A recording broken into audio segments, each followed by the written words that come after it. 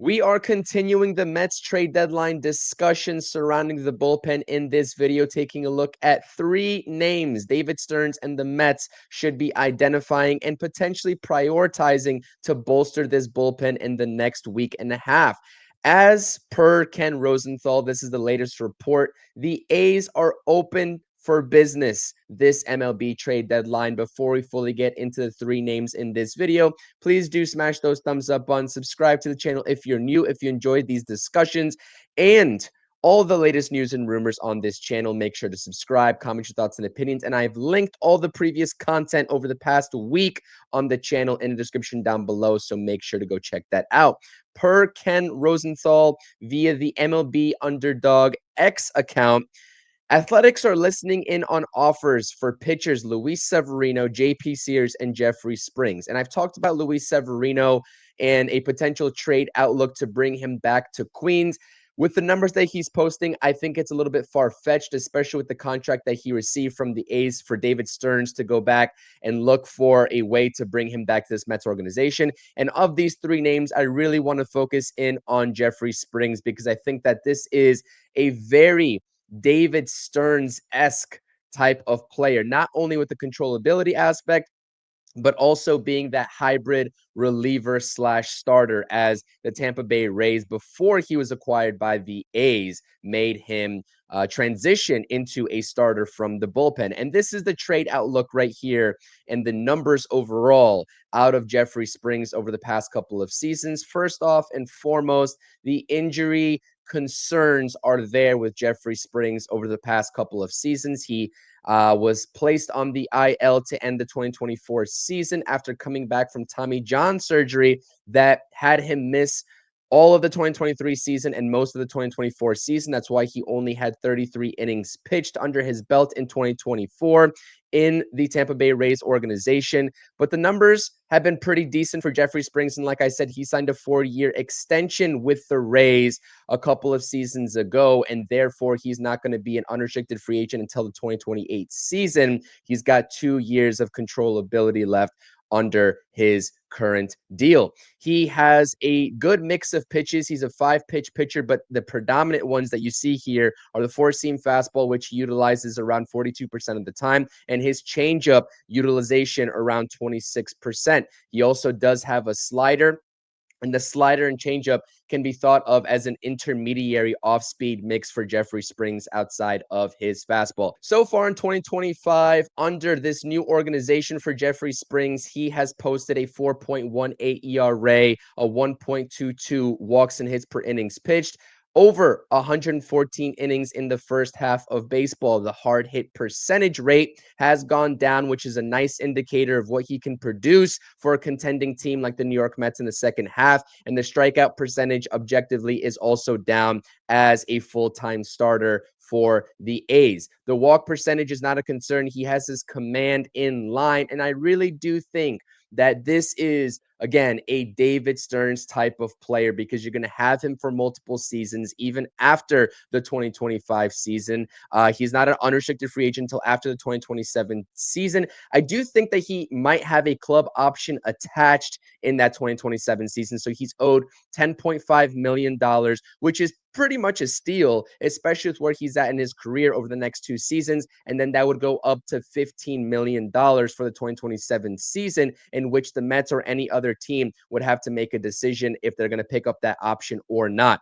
But I will say, in my final statement here about Jeffrey Springs, I would be interested in him coming over via trade as a bullpen piece, as the second lefty option for this New York Mets bullpen alongside Brooks Raley, who is already back in this second half, and that is a huge win for the New York Mets. I do think, especially with the Mets showing us that they prioritize a duo lefty option in the bullpen earlier on this season with Danny Young and AJ Minter, bringing back a guy like Brooks Raley, I do think that they're in the market for another lefty. So making him back into a bullpen option instead of a starting pitcher would probably pay better dividends for the New York Mets and David Stearns. But having him also be available for a spot start definitely is the dynamicness, I guess, if that's even a word, that you can enjoy if you are any team that trades for Jeffrey Springs, and having that ability to be both a starter and a reliever. And the Mets have shown a willingness to invest in those types of players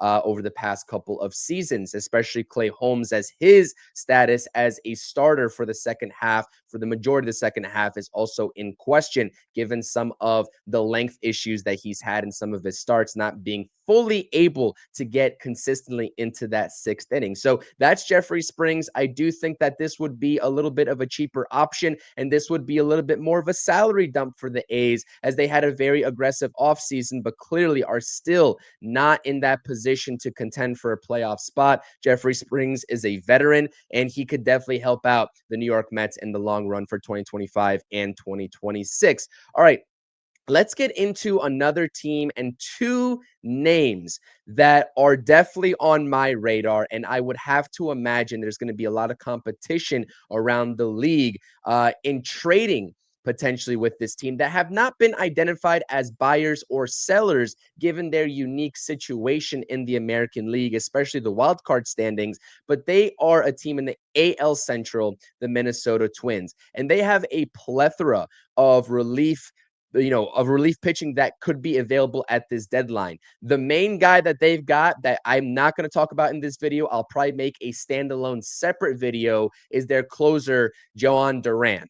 Duran is a fireballer. He's one of the best closers in the league, and he has great numbers this season. And this comes after I made a video about the Guardians, whether or not they're going to trade Emmanuel Clase, who also has multiple years of control left, just like Duran on his contract. If you missed that video, I'll link it down in the description down below. And I gave you all my trade package for Emmanuel Clase. A lot of you all think it's too much, but I'm going to tell you right now, with Clase and Duran, similar outlooks, similar upsides, and controllability, it's not going to be a trade that comes for cheap with the Mets or anybody else that decides to invest in those high leverage arms.